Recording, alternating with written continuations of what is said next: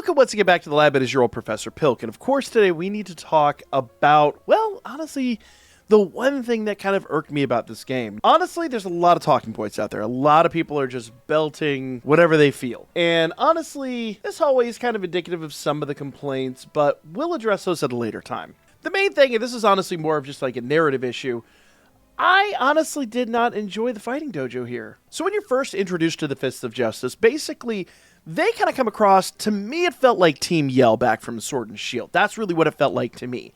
And that's more or less what I was expecting. I didn't think they were going to be like Team Rocket or anything like that. Definitely not like the Team Plasma level. They just thought they'd be...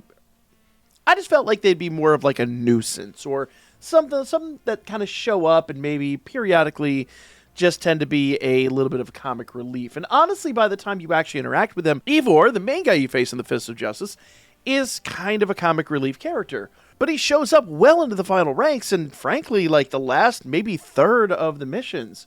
So honestly, to me, it felt like a squandered opportunity. So going back to like Team Yell very specifically, what I thought would have been really nice here is if we got people from the dojo showing up every time you were in a ranked battle. Just causing chaos or antagonizing you in some way, or maybe bringing like a big Pokemon that you just kind of want to avoid. In some way, making themselves a presence, not just showing up and then fizzling. We just went on a mission with him. We just found Chandelure and all that. And we met his sister, and that's kind of it. Like, there's just not a lot here. And I really kind of wish there were, you know? I want more of these characters. I want to learn who they are. I want to interact with them. And very much with, like, Team Yell, going back to Team Star, especially in Scarlet and Violet, they had a great story.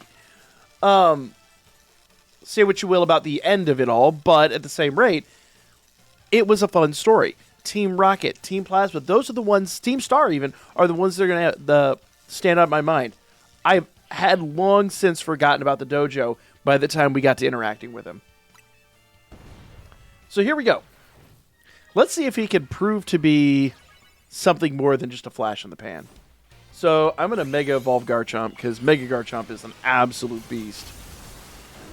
That Heracross was a little scary, and I know Metacham's going to have huge power, so he's going to be a little terrifying. Just a little note to myself, but I completely forgot that these Pokemon don't have abilities.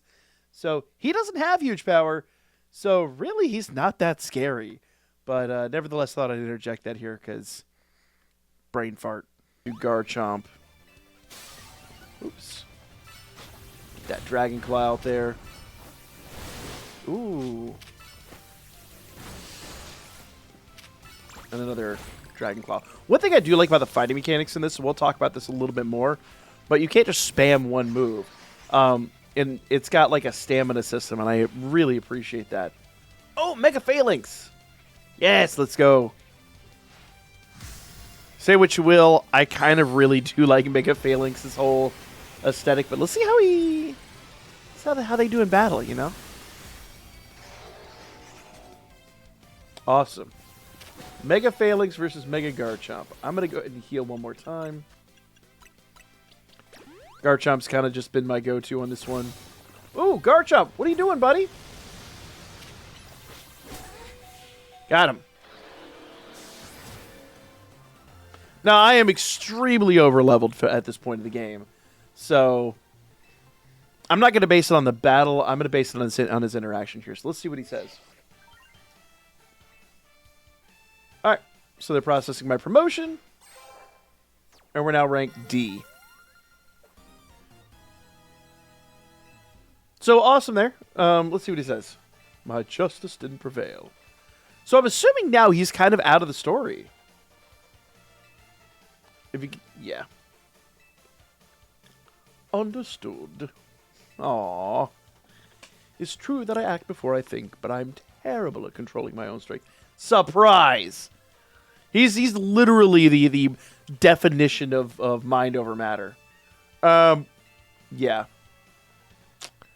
Also, I appreciate the fact that he's the fighting guy and she's like the ghost type. It's like oil and water here. Yep. So let's go ahead and see what he does here. As a token of gratitude for a fine battle, please accept a small gift. And we got a bulk up. Kind of to be expected from them. Yeah. At this point, I think all said and done, it's fair to say that it was a little disappointing.